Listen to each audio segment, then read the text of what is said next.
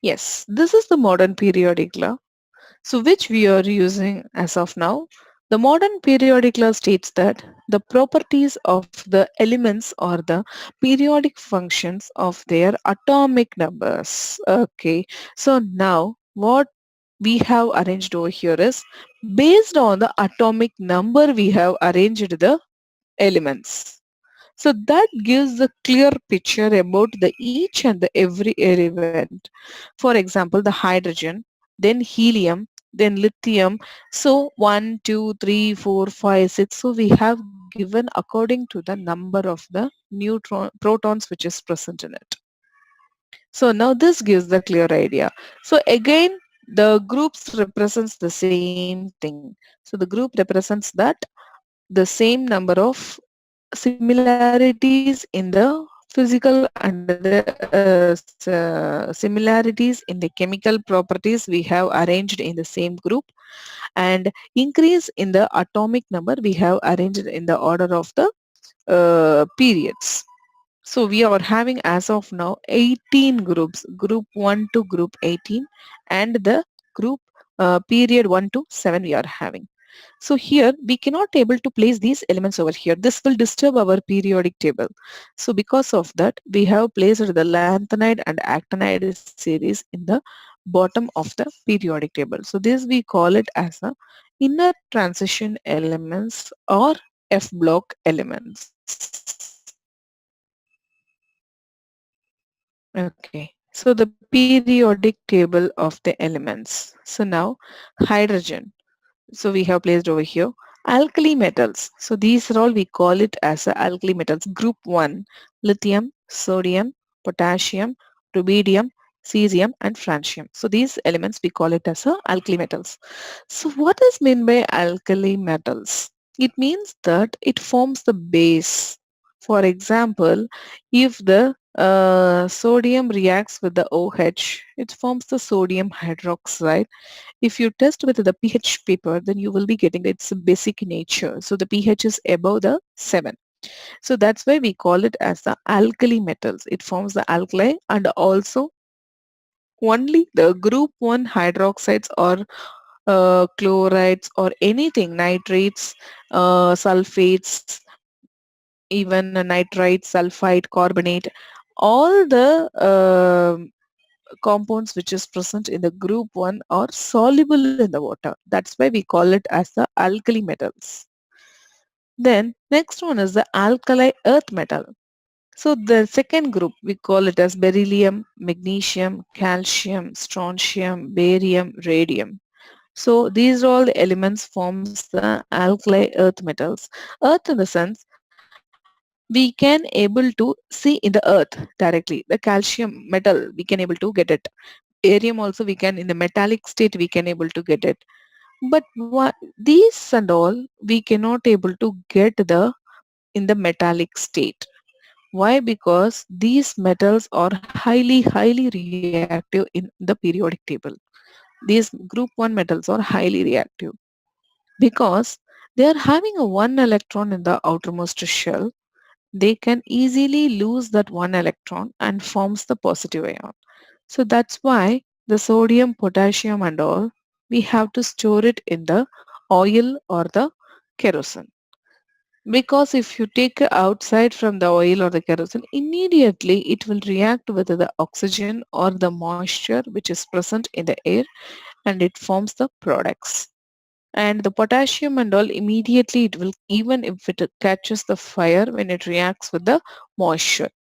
Because when it reacts with the moisture, we'll get the hydrogen gas. It's very flammable. So that's why these elements we will not get it as a metallic state in the nature. Always we will get it as a compounds. But these metals are comparative to the group 1, it is less reactive because it's having a two electrons in the outermost shell. It has to lose the two electrons. That's why its reactivity is comparatively less compared to that of the group 1. So this is also when they are it shows the basic character. That's why we call it as a alkali earth metals. Transition metals. So these are all we call it as a transition metals. Okay, what does mean by transition? So the transition is nothing but it can able to change its oxidation number based on the available atoms. So the copper can exist in the Cu plus 1 as well as the Cu plus 2. Iron is available in the Fe plus 2 and the Fe plus 3. So they are having a different oxidation number. So that's why we call it as a transition metals. But the group 1 metals and the group 2 metals are having only one oxidation state, that is plus 1 and the plus 2. So these transition metals are comparatively less reactive than that of the group 1 and the group 2. And these metals we are using it in our day-to-day life. So the iron we are using, cobalt, nickel, copper. So copper is a very good conductor of electricity. So in our house and all we are using for the wiring, and the silver we are using, gold we are using. So there are so many useful metals in the day-to-day life. It's placed over here in the transition metals. So next one is the poor metals. So aluminium, gallium, germanium. So these are all the ones we call it as a poor metals. So why we call it as this one is because they are having a changing of the characters like that. Sometimes it will show the non-metallic character and sometimes it will show the metal. So these we call it as a uh, no metalloids. This we call it as a metalloids. So which shows the characters of both metals and the non-metals. So aluminium actually it is a metal, but sometimes when it is combining with the chlorine and all, it forms the covalent character. But it's combining with the oxygen, it will show the basic character. So because of this fluctuation, so these metals, or we call it as a non-metalloids. And the next one is the non-metals. So these elements which is present over here, so this we call it as a non-metals. So the non-metals are the one which can able to gain the electrons and it attains the stable outermost electronic configuration. So these are all the non-metals. Usually the non-metals or exist in the gaseous state. Example, nitrogen, oxygen, the fluorine, chlorine. So these are all some of the elements exist as a gases, and this sulfur is a solid, and the phosphorus is exist as a P4. So four atoms combines and it forms a molecule. Usually it exists in a diatomic or tetramolecular nature. So whenever we are writing the oxygen, we have to write as a O2 and the N2, F2. So these all we call it as a highly reactive nonmetal. So that's why it exists as the diatomic state and the tetraatomic state. And the noble gases. So these are all the noble gases which is present in the last group of the periodic table. So the noble gases are the one which is unreactive even at the room temperature or even at the high temperature.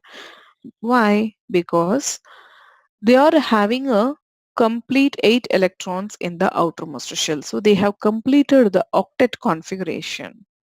So there is a no need to gain or lose any electrons in the outermost shell. So they have already completed. So what is the need to gain or to lose any electrons? So that is why we call it as a noble gases or the inert gas. Inert gas means they do not react at all.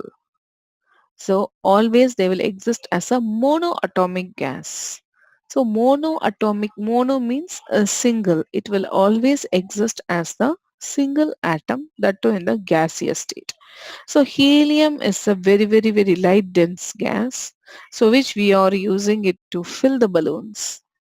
Okay, so the helium filled balloons, what will happen? It will just move upward direction. Why? Because in our earth, we are having oxygen and nitrogen. Our atmosphere contains the 78 percentage of nitrogen and 21 percentage of the oxygen. So compared to the helium, oxygen and the fluorine are having a high density. So this helium is a very, very low density. So because of this, so it's just if the balloons are moving in the upward direction because it cannot able to exist in the dense side. So it always just moving in the upward direction. Next one is the rare earth metals. So this is we call it as a rare earth metals because so see some of these elements are man-made. So these are all the man-made. Usually this rare earth metals are radioactive in nature. So what does mean by radioactive? It is nothing but it will emit the rays because it has to be more stable. So that is why it will emit the rays, either the gamma rays, alpha rays or the beta rays. Then the nucleus will become the stable. So their reactions are quite different from the our usual the metals and the non-metals reactions because they are having a high atomic mass, even the more proton number, so their reactions are quite different from the our normal reactions. Okay, so this is the Lanthanide series. So this is the arrangement of the metals. Okay, so previously we have given that 1A, 2A and 3A, 4A, 5A. So 1A, what is this one? What is this one indicates that uh, the group number 1, if I said the group 1, it means that the one electron is present in the outermost shell. The group 2 indicates that the two electrons present in the outermost shell. 3 means 3 electrons are in the outermost shell. 4 electrons in the outermost shell. 5, 6, 7, 8. So the group number indicates that how many number of electrons present in the outermost shell. Okay, what does the period indicates? So the period indicates that how many number of the shells the particular element is having, so that we can able to identify. See, for example, now I'm saying that, so what is this? This is the sulfur. I'm going to take this as an example, sulfur. Okay, so the sulfur is present in the sixth group. So it means that it's having a 6 electrons in the outermost shell because it is present in the sixth group. So, and it is present in the 1, 2, 3. It is present in the period 3. So, it's having the 3 shells. So, 6 electrons are present in the outermost shell in the sulfur. Okay, so now we will see the atomic number is 16. Okay, so 16 means it's having a 16 electrons totally. So, the first shell can occupy the 2 electrons. The second shell can occupy the 8 electrons. So already the 10 electrons are over and the 6 electrons are present over here. So 2 plus 8, 10, 10 plus is 16. So totally 16 electrons are there. So the 6 electrons which is present in the outermost shell. So 1, 2, 3. It's having a 3 shells.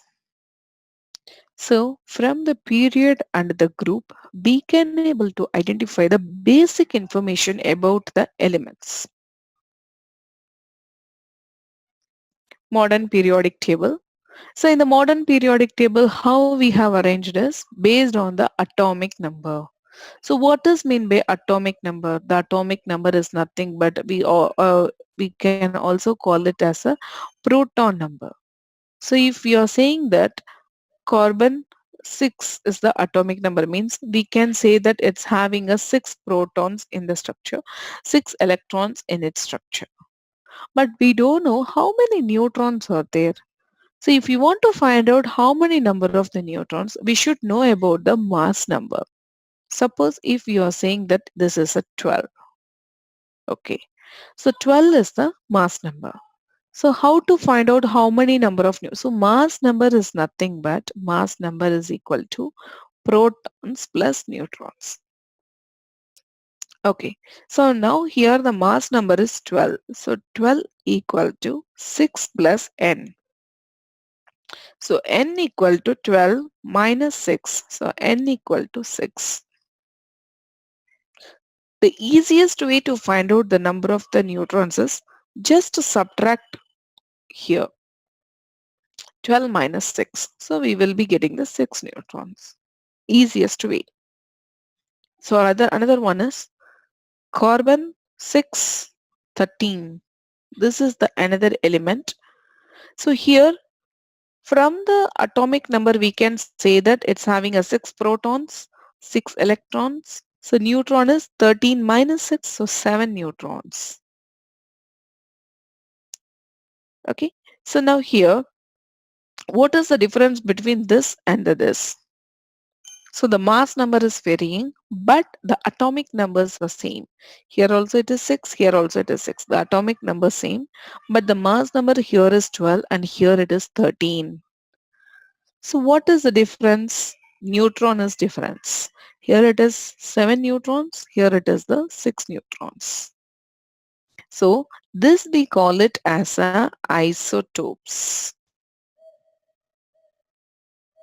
Isotopes means the same element which is having the same atomic number but the different mass number.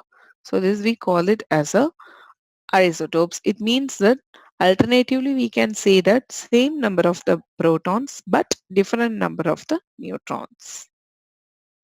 So in this periods we are having a 7 periods of the elements.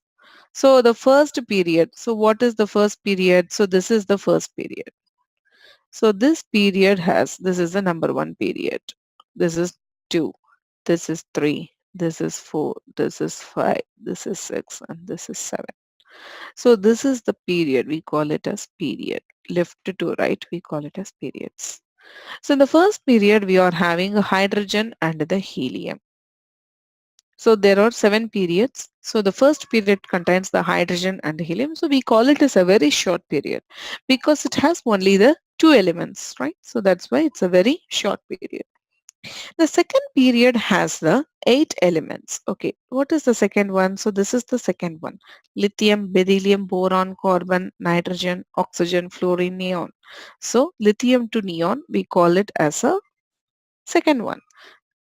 This we call it as a short period because it's having only the 8 elements. The third period also has the 8 elements from sodium to argon. So here, this is the third period: sodium, magnesium, aluminum, silicon, phosphorus, sulfur, chlorine, argon. So this third period also has the um, 8 elements in this. So this is also short period. The fourth period has the 18 elements. So we call it as a long period because it contains the 18 elements over here. So from here to here. So why? Because the transition elements will start over here from 21 to 30. That is missing over here. So that is why extra 10 elements are added over here in the fourth period. So potassium to krypton. So from here to here we are having 18 elements. So this we call it as a long period. The fifth period has also contains the 8 elements from rubidium to xenon. That also we call, this is the fifth period. Rb is rubidium and ends up with the xenon. So this is also contains the 18 elements called the long period. The sixth period has the 32 elements. It's a very long period, cesium to radon, called the very long period. So cesium. So here some of the elements we have to mix up. So after lanthanum, the cerium is present over here because we cannot able to insert, then it becomes a very bigger one. Now it looks very nice. So if you are involved over here, again the blank space will come in the above one. So the order of the arrangement will have some problem. So that is why this 14 and plus 14 plus 14, 28 elements they have placed below the periodic table. So up to this one and this one in total, the period 6 contains the 32 elements in it. So this is a very long period. The seventh period has the only the 28 elements. So from francium to atomic number 114. So this is incomplete period. So still the elements are yet to find out. So because that's very, very difficult, So now actually they are man-made elements also we can say because uh, 114 means just imagine 114 protons, 114 electrons, 114 neutrons. So it's a very heavy nucleus will be there. So the presence in the nature is very very difficult. So that is why the man artificial elements. So the scientists are making the element and make the protons and the neutrons and the nucleus and they are just finding out these elements. Usually these elements are called the radioactive elements because they want to stable the nuclei so they will always emit the rays. The 14 elements each of the 6th and the 7th period are placed separately at the bottom of the table. So the this one from lanthanum. So here to here lutetium. So here we have placed right. So this we call it as a lanthanide series because after lanthanum we are placing it right. So this we call it as a lanthanide series. Then after that, after actinium, the thorium and all we have placed below. So this we call it as a actinide series. So up to lawrencium they have placed over here.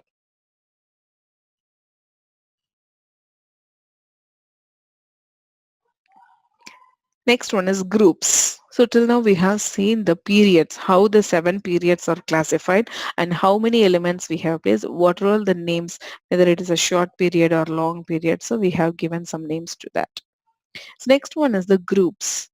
So there are now 18 groups of elements which is present into the 9 groups. Okay. So they are 1, 2, 3, 4, 5, 6, 7, 8 and the 0 groups. Okay.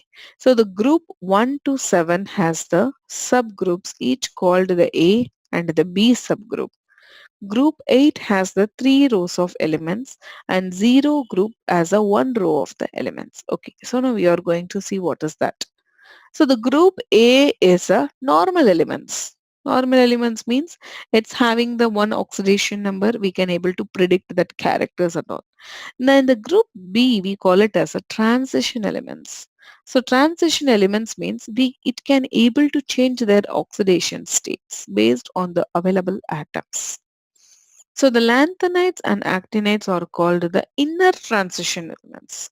Still, actually, they are present in the F block F orbitals. So that's why we call it as the inner transition elements. It can also able to change their oxidation number. Next one is group 1. Group 1 we call it as already we have seen this alkali metals. Group 2 elements we call it as alkaline earth metals. Group 17 we call it as halogens. And the group 18 or the zero group we call it as noble gases. So in a group, all the elements have the same number of the valence electrons. So that's what I said. So here, so suppose if you are taking the lithium, so lithium it's having a 1 electron. Sodium is also having 1 electron in the outermost shell. Potassium, rubidium, cesium, francium. So all these elements are having the only 1 electron in the outermost shell. So that's why we have placed the 1A, 1, group 1. The group number always indicates that number of electrons in the outermost shell. Yeah, so the group 1 indicates that 1 valence electron, group 2 elements indicates the 2 valence electrons, group 3 elements indicates the 3 valence electrons. So in a period, all the elements contains the same number of the shells.